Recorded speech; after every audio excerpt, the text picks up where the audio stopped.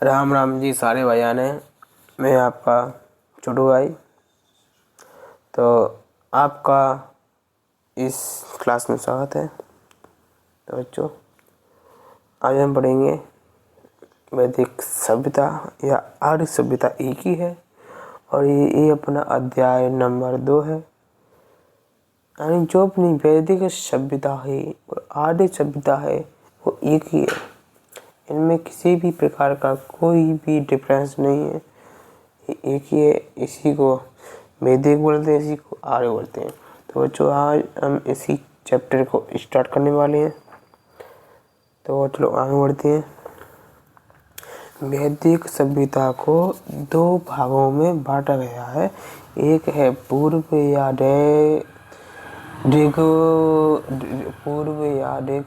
मतलब वैदिक काल या उत्तर वैदिक काल। पहला है अपना पूर्व या वैदिक काल, दूसरा अपना उत्तर वैदिक काल।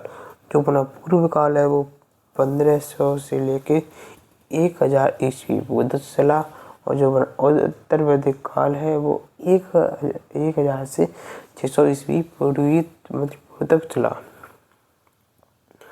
और वैदिक सभ्यता एक ग्रामीण सभ्यता है। वैदिक सभ्यता अपनी एक ग्रामीण सभ्यता है। वैदिक सभ्यता कैसी सभ्यता अपनी ग्रामीण सभ्यता। और जो अपनी सिंधु घाटी की सभ्यता थी वो अपनी एक शहरी सभ्यता थी गाइस। ठीक है बच्चों। और इस वैदिक सभ्यता के लोग संस्कृत भाषा का उपयोग करते थे।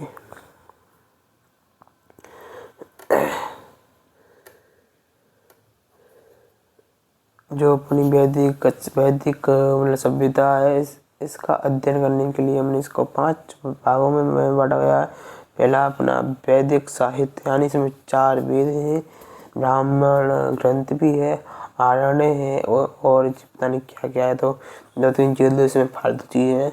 उसके बाद मतलब वैदिक काल की राजनीतिक स्थिति, फिर सामाजिक स्थिति, फिर आर्थिक स्थिति, फिर धार्मिक स्थिति। तो चलो आगे बढ़ते हैं। पहला अपना वेद यानी ये यह विद धातु से बना है, जिसका अर्थ होता है जानना। वेद से क्या कहते हैं, जानती तो है, यानी जानना। वेद अपने 4 प्रकार के होते हैं। पहला होता है अपना ऋग वेद, फिर दूसरा सामवेद, तीसरा अर्थवेद, चौथा यजुर्वेद। पहला अपना ऋग्वेद, दूसरा सामवेद, तीसरा यजुर्वेद, चौथा अथर्ववेद।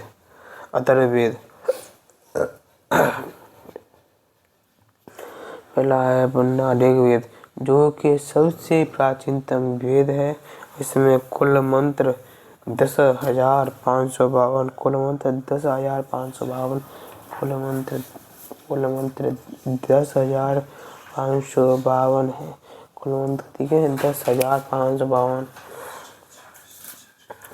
सूक्त यानी सूक्त भी होती हैं, जो कि ऋषियों द्वारा कथन या वाक्य होती हैं, जो कि संख्या यानी 1028 से 1028 है। और मंडल इसमें 10 हैं। पहले कुंजी में ऋग्वेद में कुल 10 मंडल है गाइस। ऋग्वेद में कुल 10 मंडल हैं। ठीक है बच्चों। और ऋग्वेद में कितने मंडल है बच्चों? 10 मंडल हैं ऋग्वेद।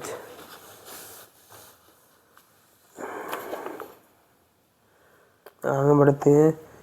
ऋग्वेद में 2 से 7 मंडल तक वंश मंडल को बताया गया है बच्चों, 2 से 7 तक।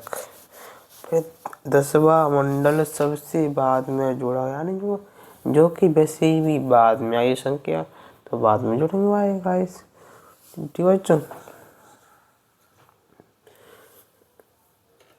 10वीं मंडल के पुरुष सूक्त में 4 वर्णों की व्याख्या की गई है। यानी जो कि 10वां मंडल है उसमें पुरुष सूक्त को 4 वर्णों में की व्याख्या की गई है। जहाँ चार प्रकार के लोग थे। पहला है अपना ब्राह्मण, दूसरा क्षत्रिय, तीसरा वैश्य, तीसरा और चौथा शूद्र। यानी ये चारों वर्णों की व्याख्या ऋग्वेद के 10वें मंडल में की गई है बच्चों। क्या है? यानी पुरुष सूक्त में 4 वर्णों को बांटा गया है। ब्राह्मण, क्षत्रिय, वैश्य, शूद्र। वैदिक काल में यह वर्ण व्यवस्था क्रम पर आधारित थी। जो जैसा काम करेगा वैसे ही बाय उस में वर्ण में गिनो जाओ। ऋग्वेद के 9वें मंडल में कहा गया है कि मैं कवि हूँ, मेरे पिता वैद्य हैं तथा माता आटा चक्की पीसती हैं। यानी ऋग्वेद के 9वें मंडल में यह कहा गया है कि मैं एक कवि हूँ, मेरे पिता डॉक्टर हैं तथा माता आटा चक्की पीसती हैं। 9वें मंडल में सोम रस यानी दारू को वर्ण किया गया। 9वें मंडल में सारे वर्ण के दारू को और आटा चक्की जाएगा। प्रत्येक मंडल का प्रत्येक मंत्र अग्नि को समर्पित है। अपना ऋग्वेद में इंद्र का वर्णन 250 बार किया गया है, अग्नि का वर्णन 200 बार किया गया है।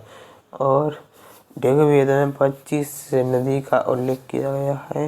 ऋग्वेद में सरस्वती नदी को सर्वश्रेष्ठ नदी के रूप में उल्लेख किया गया है, जिसे नदी तमा कहा गया है। यानी ऋग्वेद वेद कौन पे थे? ब्रह्मा जी ने पे। तो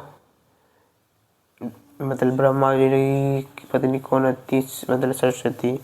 तो इन्हें नदी तमा कहा गया है। वेदानी सरस्वती नदी, जिसे नदी तमा कहा गया है बच्चों।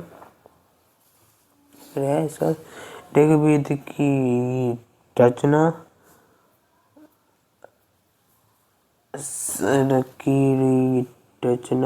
मंत्र सप्त सैंधव प्रदेश में किया गया है। 7 नदी की भूमि सप्त सैंधव प्रदेश में की गई है। वेदों को श्रुति साहित्य भी कहा गया है, क्योंकि इसका ज्ञान पीढ़ी दर पीढ़ी सुन कर सुरक्षित रखा गया था। इसलिए यानी ऋग्वेद को अपोड्रोसिय भी कहा जाता है। इसमें यानी इसको किसी भी पुरुष ने नहीं लिखा गया है, इसलिए अपौरुषेय भी कहा जाता है। ऋग्वेद के 3रे मंडल में गायत्री मंत्र तेरी गायत्री मंत्र यह सविता भगवान को सभी भगवानों को समर्पित है। यानी ऋग्वेद के 3रे मंडल में गायत्री मंत्र का उल्लेख मिलता है, जो कि सविता भगवान को समर्पित है।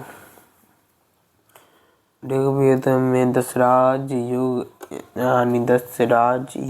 युद्ध का वर्णन किया गया है। ये 7वें मंडल में 10 राज्य के 7वें मंडल में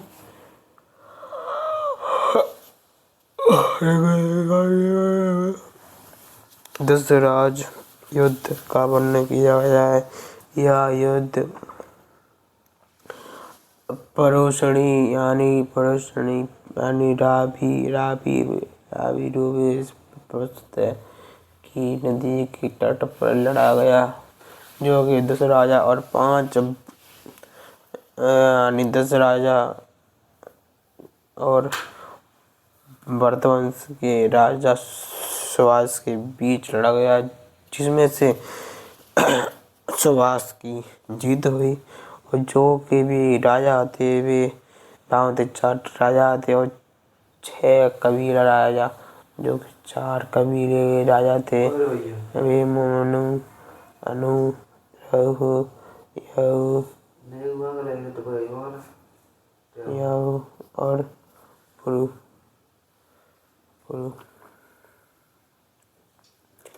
ऋग्वेद की नदियाँ, ये चिन्ह नहीं याद भाई, मतलब याद कर ले। प्रोषणी यानी रावी, प्रोषणी यानी रावी, रावी और तो बाद में याद कर ले बंदा फाइस।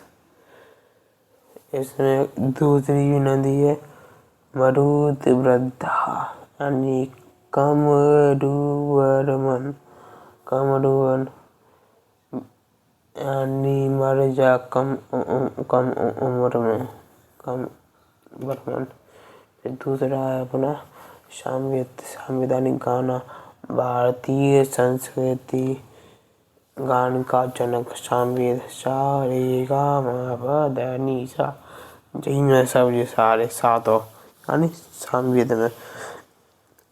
फिर है यजुर्वेद जिसका अर्थ होता है यज्ञ।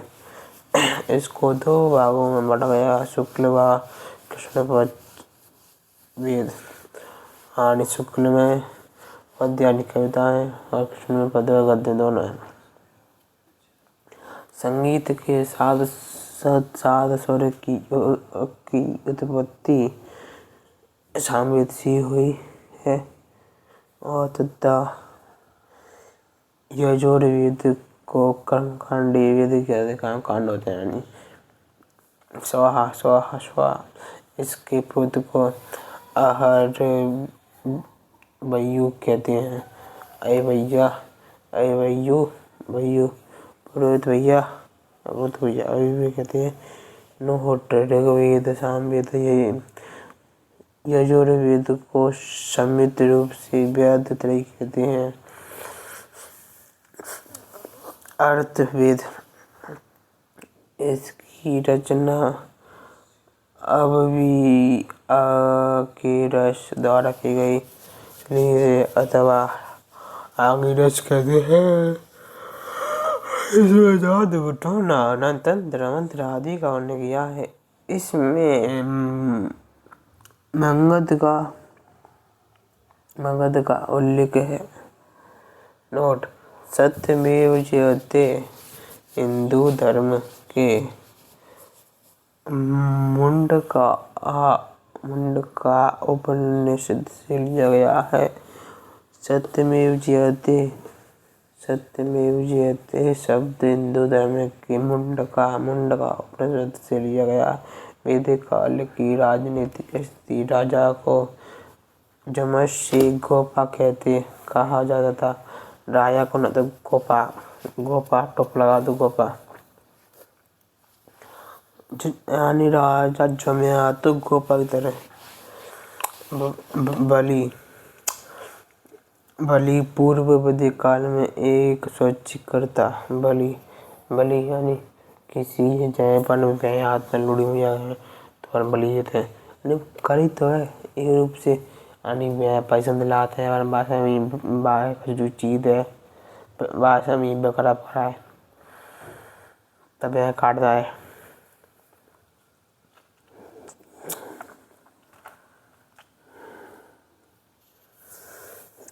जी तो बच्चों ये अपना आधा चैप्टर हो गया है और आधा चैप्टर अपन कल करते हैं।